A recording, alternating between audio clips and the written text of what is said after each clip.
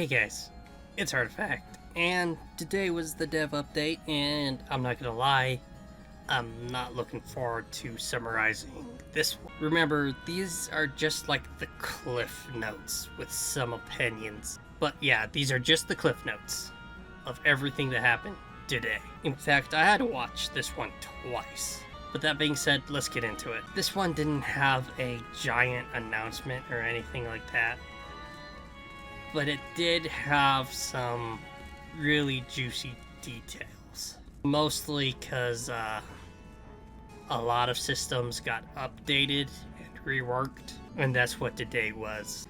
I feel like today was the calm before the storm as they get ready for Ranger combat, tank combat, and eventually Alpha 2 sometime at the beginning of next year.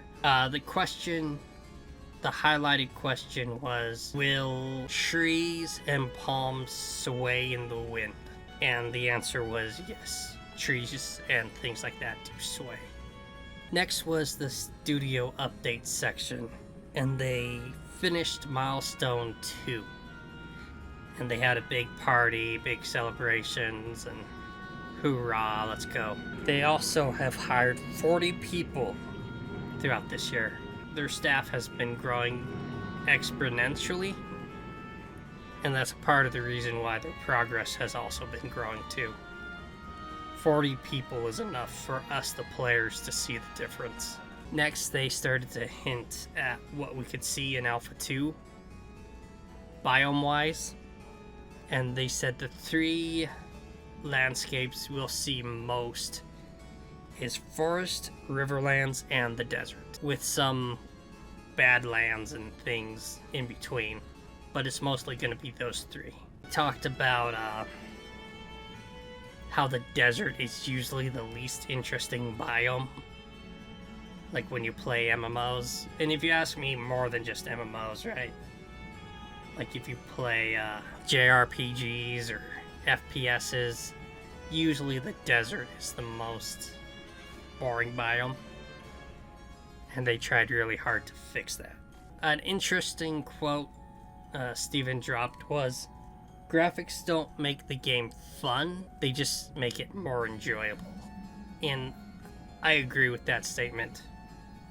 I still enjoy some Banjo-Kazooie, even if Xbox doesn't. After that, they showed off the Minotaurs bit, and the Minotaurs look really badass, actually. And they also said that we'll see the Minotaurs in action with the Ranger next month. So next month's dev update is going to be really good. They also showed off some Nagas. Something I thought was really cool was these Nagas are going to have different types, and someone finally thought to put a Rattler on a Naga. I've never seen that before, but I always thought it'd be so cool if someone made a rattlesnake into a Naga. Me being from the desert, I love rattlesnakes. Dwarfs' beards are attached to their skull? I'm gonna keep my opinions to myself, but yeah, that's a fact. He showed off the Cyclops today too, which will be one of the first world bosses you come across. And apparently he stomps around, and it's like a big build up to the boss, almost Guild Wars like. It turns into a whole thing, which I really like. My favorite part about Guild Wars was the world bosses. So I have no problem with one of the early world bosses being a Cyclops. I think this is cool.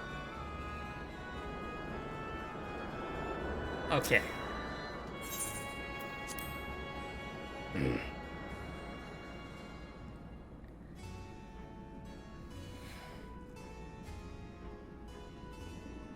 This... Okay. Then we got to the second half. And what I'm going to do is save the nodes for its own video. Okay. Because there is no way I could explain the node system here and have this video be under 30 minutes. So I think I'm gonna do more research, watch the dev update again, and dissect every little detail. You know that the nodes were updated in here. Okay, so the biggest takeaway from today's video was the world map got promoted big time.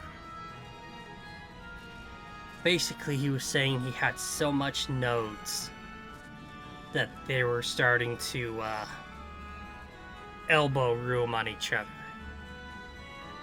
And they were starting to grow on each other, and he wanted the world to be breathing. And basically, he didn't have space for the nodes and the wilderness that he wanted.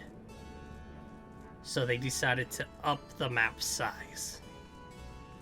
So that way, when you're in between nodes, in between worlds, you get to enjoy some wilderness and not all city on top of each other.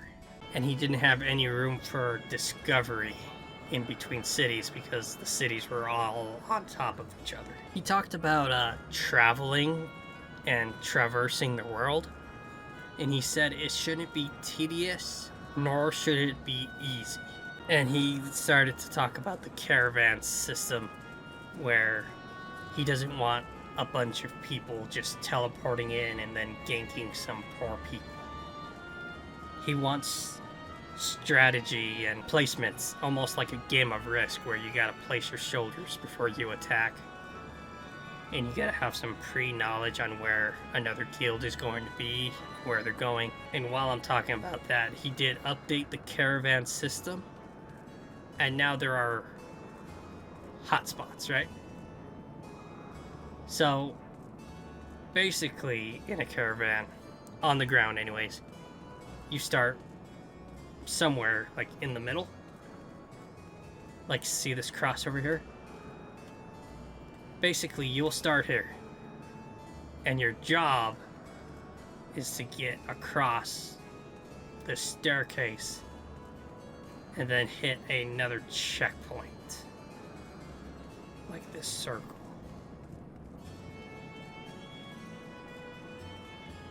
And then anywhere in between is the danger zone. But once you're in that checkpoint, you're good to go. The hard part is just getting to that checkpoint. Open seas is always PvP. When you're sailing, there's always a risk that another player could get you, or other NPCs can get you. Sailing is always a risky maneuver. I'm perfectly okay with this. I can't wait to see what type of pirate guilds come out of this. He dropped the nodes from 103 to 85. But we'll talk about this in a different video because I gotta research, get my facts straight, because there was a lot to take in with the node system, and so I gotta watch it again to make sure my stars are lining up. Okay, so that was pretty much it. And remember, I'm doing the nodes in a different video. I just want to, again, make sure the stars align, make sure I'm telling you accurate information before I throw stuff out there, because there was a lot to take in. The last thing I want to end on is Lazy Peon asked if there will be punishment for players buying gold from other players. And then Steven just got a burst of energy out of nowhere. And he's like, yeah, I'm going to crack down on those guys, because they ruin the game for competitive players. And he talks about how he plays a game to win, which, yeah, so do I. And sometimes you have to play dirty like the dirty players to stay competitive. And he doesn't want that. So he's going to have active GMs, active community. And he's gonna make sure things like that don't fly, bots don't fly. And he's gonna do his best to make sure everything in game is earned by the players and not by dirty, underhanded tricks. And yeah, that was pretty much it. I'm getting pretty good at this. I did that all in one take. Alright guys, that's all I had.